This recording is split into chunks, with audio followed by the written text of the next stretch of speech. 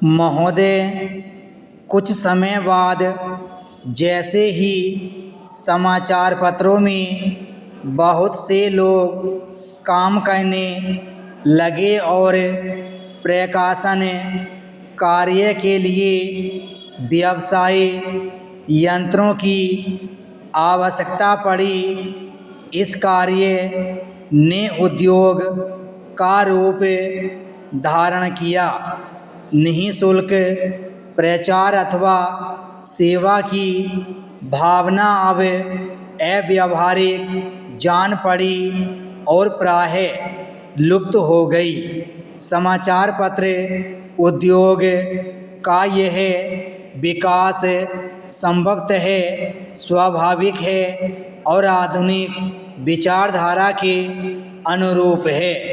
फिर भी यद्यपि पत्रों का प्रकाशन एक उद्योग के रूप में होता है, समाचार पत्र स्वउद्देशीय राष्ट्र सेवा की भावना तथा नैतिक दायित्व से एकदम मुँह नहीं मोड़ सकते।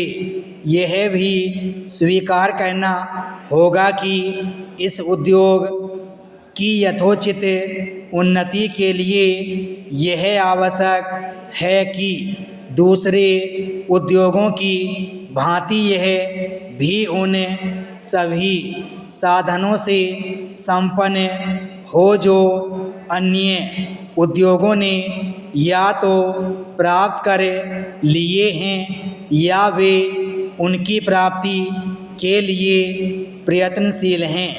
इसलिए यह सभी के हित में है कि समाचार पत्र उद्योग उन्नत हो और इसका आधार अधिक से अधिक ठोस हो। इधर कुछ वर्षों से हमारे देश के समाचार पत्रों में जागृति की लहर आई है।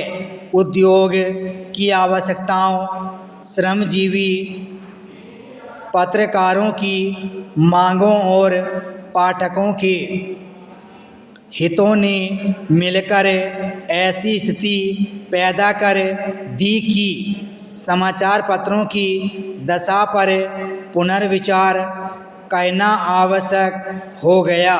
समाचार पत्र आयोग की नियुक्ति, आयोग की सिफारिशों का प्रकाशन और उन सिफारिशों पर सरकार का निर्णय, ये सभी उक्त समस्या को सुलझाने में सम्मिलित प्रयत्न हैं।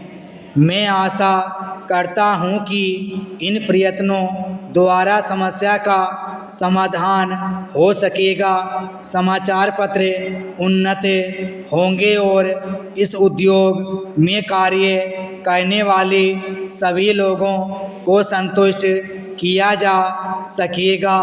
मैं जानता हूं कि यह सब कहना सरल दिखाई देता है, किंतु व्यवहार में लाना बहुत कठिन होता है। परंतु मुझे सुशिक्षित श्रोताओं से यह कहने की आवश्यकता नहीं कि मानवीय गतिविधि के सभी क्षेत्रों में, चाहे वह राजनीति, उद्योग अथवा प्रशासन का क्षेत्र हो, विभिन्न हितों और विचारों में सहयोग की भावना से राष्ट्र तथा समाज के हितों को सामने रखकर सामंजस्य स्थापित करने का प्रयास आवश्यक है। मैं इतना निराशावादी नहीं कि मैं यह समझूं कि वे लोग जिनके सुझाव बड़ी बड़ी समस्याओं को सुलझाने में सहायक होते हैं, निजी समस्याओं का निपटारा करने में असफल रहेंगे। हाल में भारतीय संसद ने इस संबंध में जो अधिनियम पास किए हैं, उनका उद्देश्य समाचार पत्रों की समस्याओं को सुलझाना है। यह कहना अनावश्यक होता कि कोई भी अधिनियम, चाहे वह किसी भी क्षेत्र में सुधार के लिए लागू किया जाए, प्रभावपूर्ण रूप से तभी कार्यान्वित हो सकता है जब सभी संबद्ध दल उसे सहयोग की भावना से ही कार्य रूप दें। इन मामलों में अधिनियम के शब्दों का इतना महत्व नहीं जितना उनके पीछे निहित भावना का होता है। क्या मैं आपकी संस्था से यह अनुरोध कर सकता हूँ कि इस मामले में आप समाचार पत्रों को मार्ग दिखाएं। आपकी संस्था निश्चय ही प्रमुख तथा अप्रयत्न प्रभावशाली समाचार पत्रों की प्रतिनिधि संस्था है। प्रायः सभी बड़े समाचार पत्र आपके सदस्य हैं। ब्राह्म स्टोक।